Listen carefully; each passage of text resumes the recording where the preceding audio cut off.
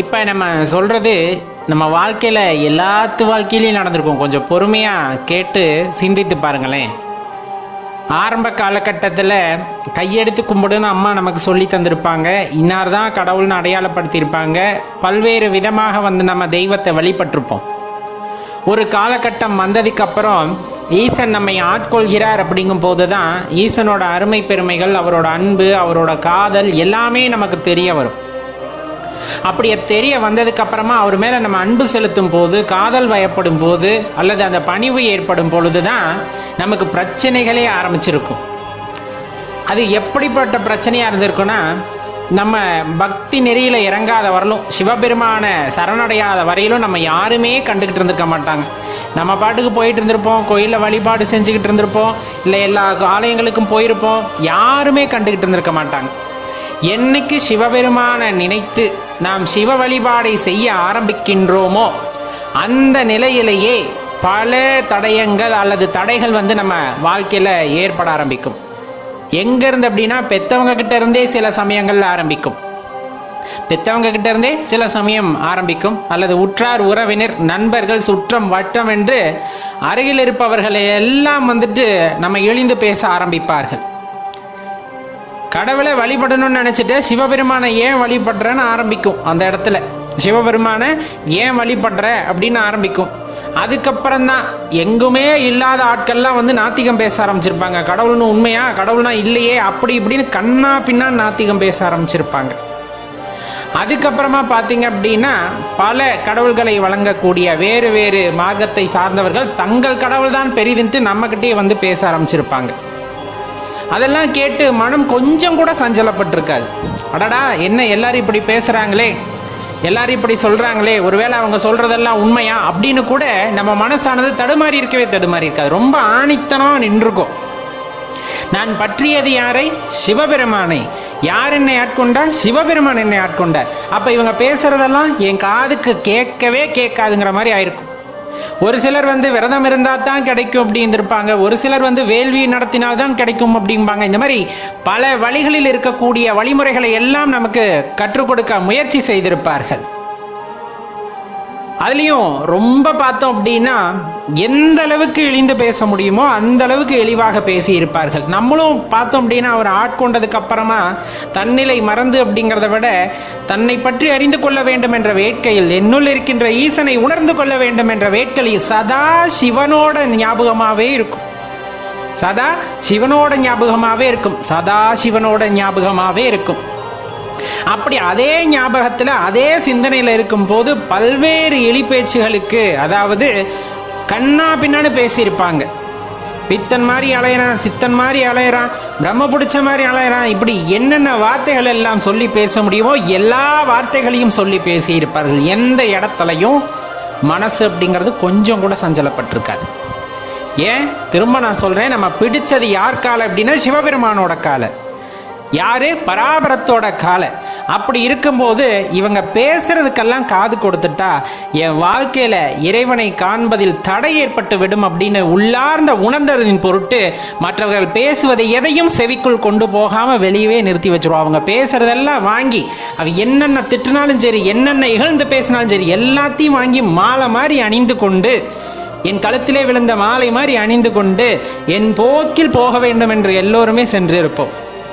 உன்னதமான பக்தி, நான் தான் சொல்றேனே, உன்னதமான பக்தி. அந்த படைப்பின் சிருஷ்டி கர்த்தா அப்படின்னு சொல்லக்கூடியவர், அந்த சிற்றம்பலத்துள்ளே அப்படின்னு அந்த இடத்துல இருக்கக்கூடிய அந்த ஆற்றல் அப்படிங்கிறது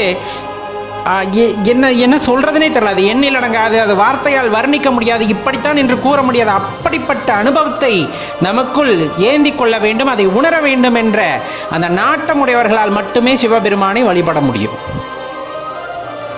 நம்ம நினைக்கிற மாதிரி எல்லா இடத்துலையும் சிவபெருமான கண்டுட முடியுமா? கட்டாயமா கண்டுட முடியும். எல்லாராலும் கண்டுட முடியுமா? கண்டிப்பா முடியாது. அந்த வேட்கை இருப்பவர்களால் மட்டுமே சிவபெருமானை உணர்ந்து கொள்ள முடியும். இறைவன் மீது அந்த நாட்டமுடையவர்களால் மட்டுமே இறைவனை உணர்ந்து கொள்ள முடியும். நாத்திகம் பேசிக்கிட்டு அதை பற்றி ஒரு தேடலுமே இல்லை என்றால் அது பிரயோஜனமே இல்லாமல் போகும். எந்த ஒரு விஷயமாக இருந்தாலும் சந்தேகமாக இருந்தால் அதை பற்றின ஆராய்தல், அதை உணர்ந்து கொள்ள வேண்டும் என்ற வேட்கை, இறைவனின் மீது ஒரு பிடிப்பு அப்படிங்கிறது கட்டாயமாக இருக்கணும். ஒரு உறுதியான நம்பிக்கை இருந்து அதனை பற்றின தேடுதலை ஆரம்பிக்கும் போது கண்டிப்பா இறைவன் அதற்கு வழிவகை செய்து கொடுப்பார். கண்டிப்பா அதற்கு இறைவன் வழிவகை செய்து கொடுப்பார். நம்ம வச்சிருக்க பாசம், அந்த நேசம் அப்படிங்கிறது பார்த்தீங்கன்னா பச்சை மரத்தில் ஆணி அரைஞ்சார் போல அப்படியே ரொம்ப கிச்சனை பிடிச்சிக்கும். அதுல இருந்து நம்ம கண்ணில் இருந்து வர்ற அந்த கண்ணீர் அப்படியே பெருகி பெருகி ஆறாக ஓடி ஐயனின் காலை அபிஷேகம் செய்யும். ஐயனின் காலுக்கு அது அபிஷேக நீராக செல்லும். அத்தனையும் ஆனந்தத்தின் வெளிப்பாடாக வருவது, அத்தனையும் ஆனந்தத்தின் வெளிப்பாடாக வருவது. இறைவனை காணும் போதே புல்லரித்து போய் நின்று விடுவோம். அப்படியே அவரை பார்த்தா என்ன நடக்குது ஏது நடக்குதுன்னே தெரியாது. இறைவனை நினைச்சிட்டா போதும், கண்ணில இருந்து அருவியா தண்ணி கொட்டும். அவரை பத்தி புகழ்ந்து பேசிக்கிட்டே இருக்கணும்னு தோணும். சிவா அப்படிங்கிற ஒரு பேரை கேட்டுட்டா போதும், அவரை பத்தி பேசிக்கிட்டே இருக்கணும், அவரை பத்தி நினைத்து கொண்டே இருக்கணும். இப்படிப்பட்ட எண்ணங்கள் தொடர்ந்து தோன்றிக்கொண்டே இருக்கும். மற்றவர்கள் தீங்கு செய்கிறார்கள், மற்றவர்கள் அதை செய்கிறார்கள், இதை செய்கிறார்கள், எதை பற்றி பேசுவதற்கும் நேரம் இருக்காது. ஏனால் என் சிந்தையில் யார் மட்டும் இருக்கிறார்? சிவபெருமான் மட்டுமே இருக்கின்றார். இந்த புறம் பேசுவது அல்லது குறை கூறுவது இது எல்லாம் மனதிலே வந்துட்டு தீய எண்ணங்கள் உடையவர்களால், மற்றவர்கள் மீது குறை காண்பவர்களால் மட்டுமே முடியுமே தவிர, எல்லா இடத்திலும் இறைவன் நிறைந்திருக்கிறார் அப்படிங்கிற அந்த உண்மையை தெரிந்து கொண்டு சிவபெருமானை தனது சிந்தையில் தாங்கி கொண்டிருக்கிற ஒருவருக்கு எந்த இடத்திலையும் மாற்று சிந்தனை என்பது இருக்கவே இருக்காது. ஒரே சிந்தனை, அதுவும் சிவபெருமான் மட்டும்தான். எது நடந்தாலும் அது சிவபெருமான் நடத்தி வைப்பது, எது நடந்தாலும் அது என் ஈசனால் நடப்பது அப்படிங்கிற அந்த ஒரு எண்ணத்தில் அப்படியே போய்கிட்டே இருப்பாங்க. அடியார்களை பார்த்தா அந்த அடியார் உருவத்தில் இறைவனை பார்க்கக்கூடிய தன்மை சிவனடியார்களுக்கே உண்டு. அடியாரின் உருவத்தில் சிவனை பார்க்கின்ற தன்மை சிவனடியார்களுக்கே உண்டு. அப்படியே பார்த்து பூரிச்சு போயிடுவாங்க. கையெடுத்து சிவபெருமானே அப்படின்னு மனசில் நினைச்சிட்டு கையெடுத்து கூப்பி வழிபடும் பொழுது அதில் இருக்கின்ற ஆனந்தமே வேறு. எப்பவுமே சிவனை பற்றி பாடல்கள், எப்பவுமே சிவனை பற்றி பேசக்கூடிய வாய்ப்புகள், எப்பவுமே சிவனை பற்றி நினைக்கக்கூடிய சந்தர்ப்பங்கள் எத்தனை பேருக்கு கிடைக்கும்? எத்தனை பேருக்கு அந்த கொடுப்பனை கிடைத்திருக்கிறது?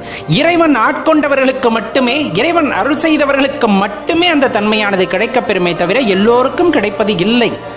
அதே கிடைக்காமல் போய்விடுமா என்றால் கிடையவே கிடையாது. யார் ஒருவனை ஈசனை மனமாற பற்றி கொண்டு ஈசன் மீது உறுதியாக நம்பிக்கை வைத்து அவர் காலை இறுக பற்றி கொள்கிறார்களோ அவர்களுக்கு எல்லோருக்குமே இந்த சந்தர்ப்பமானது கிடைக்கும்.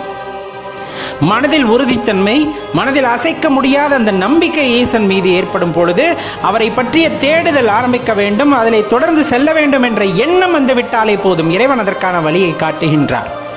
இப்ப நம்ம ஏற்கனவே சொன்னோம் இல்லைங்களா, வருகின்ற பிரச்சனைகள் அப்படின்னு சொல்லிட்டு எப்ப நம்ம சிவபெருமானை நினைக்க ஆரம்பிக்கின்றோமோ எதுவுமே இல்லாம இருக்கிறவர்களும் உங்களை யாருமே கண்டுகிட்டு இருக்க மாட்டாங்க.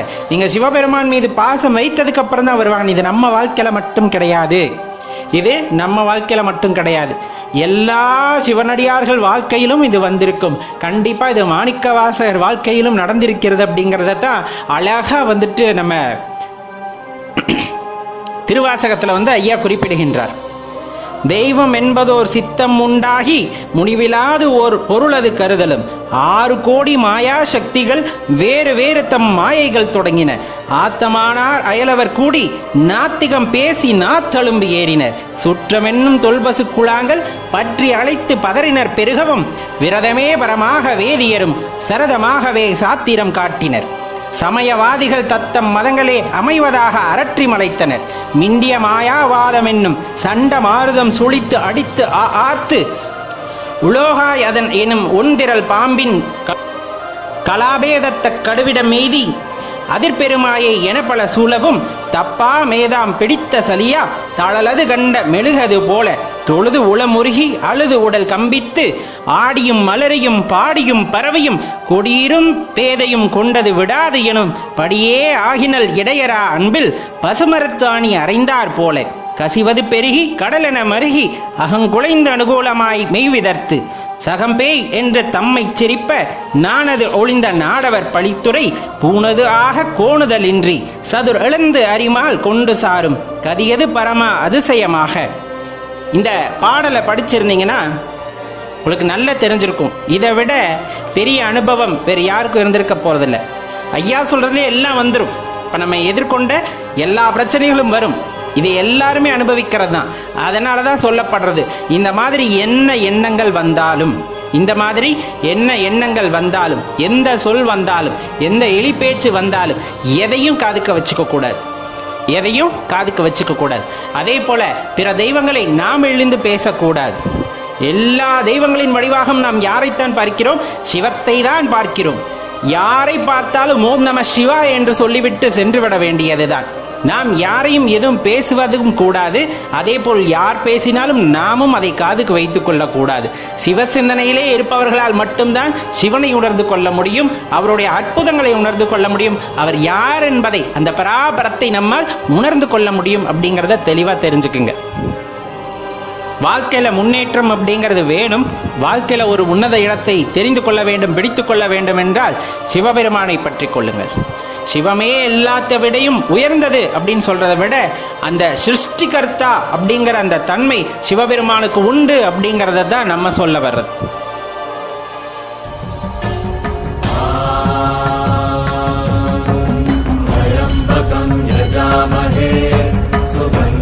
पुष्टिवर्धनम् पूर्वारुकमिव बन्धु